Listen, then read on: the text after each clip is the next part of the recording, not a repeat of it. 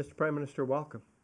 Thank Great, you. great to Thanks for have having you us. here at the Wilson Center. I know this is a very busy time for you, so It the is. fact that you've made time, we're very grateful indeed. Happy to be here. So let me get right to it. What prompted your decision to join the IMF? Well, actually, it was a topic in Liechtenstein for about 15 years. When we had the 2008 financial crisis, it was the first time we really thought about accessing the IMF. And then there were some political discussions in Liechtenstein, and it just took some time. And back in 2019, we had the financial sector strategy and put the IMF membership in this strategy. Not that we want to be a member, but that we have to have a decision whether or not, and what are the advantages and what are maybe the disadvantages. And so that was the real starting point back in 2019. And then we went through the whole process, including a referendum this summer, and now we finally made it. So you're saying it's not a light switch going on and off, but a long Not really. journey? Yeah, it was a long journey that was coming to an end. But as I said yesterday, when I was mandated to subscribe the articles of agreement, I said, I mean, a process is coming to end, but much more important for us, we are opening a door to this membership and to this platform that will be of great value for us. So you'd mentioned that you explained to your people their advantages and perhaps some costs or disadvantages. What are some of the advantages that you see with IMF membership?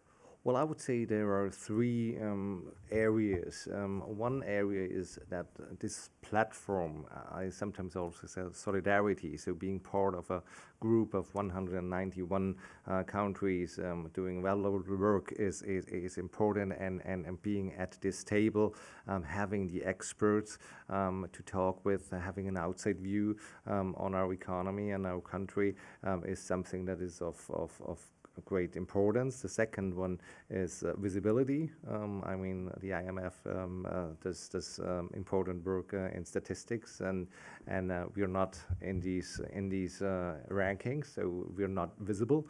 That's the second one, and the third one is security. Not having a lender of last resort nowadays is something in a geopolitically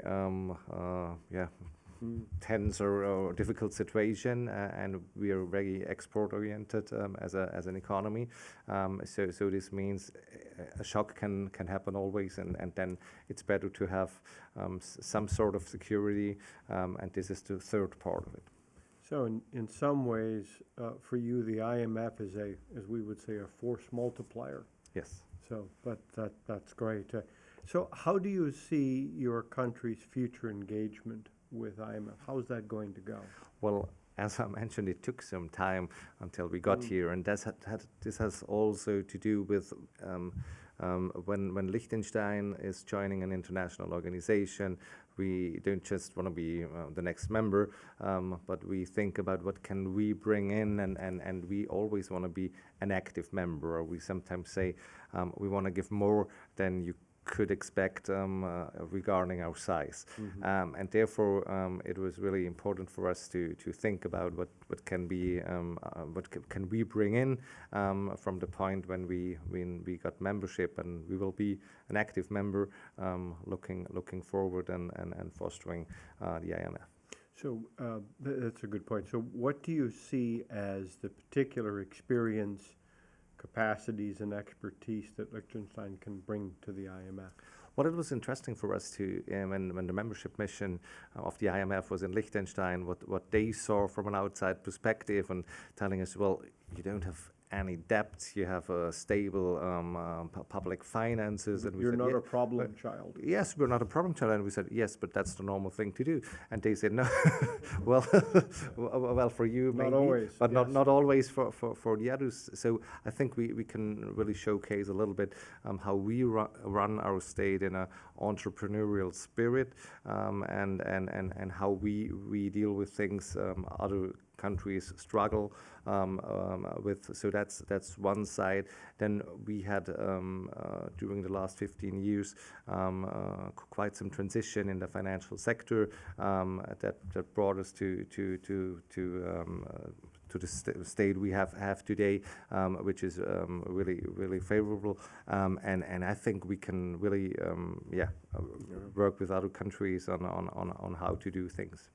So I would suggest that your country is music to the ears of the IMF, because people join because they feel driven. They need to join, and in some ways, what you're saying is you're also joining for what you can bring.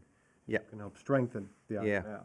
So that was really the point, that we wanted to join from a position of strength, and we have a lot of friends in Europe, and one country we talked often to was Iceland and Andorra.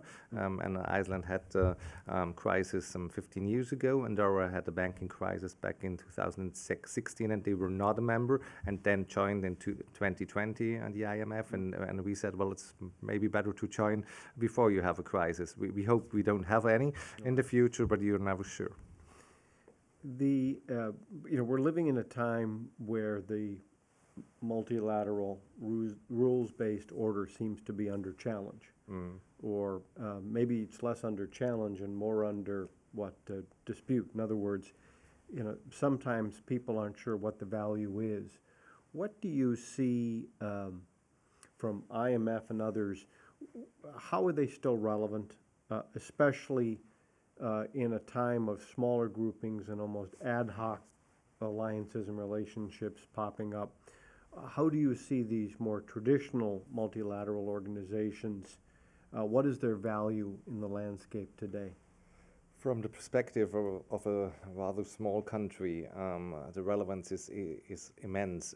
I mean, we can never convince by power or by size, but only if we have a rules-based order, if we can work together in these platforms, and we sometimes say we might not have a loud voice, but we have one, and we use it to bring in reforms, to bring these organizations to one step further. We do that at the United Nations. We do that in Europe, in the organizations we're members, and we try to do that at the IMF as well. Mr. Prime Minister, congratulations on getting to this point. It's quite a journey and quite a victory, and speaks well for your leadership and for your country. Thank you. And we'll look forward to, as you said, it's not a destination. It is another step in a longer journey, and we look forward to watching. Thank you very much. Thank you. Great. Hope that was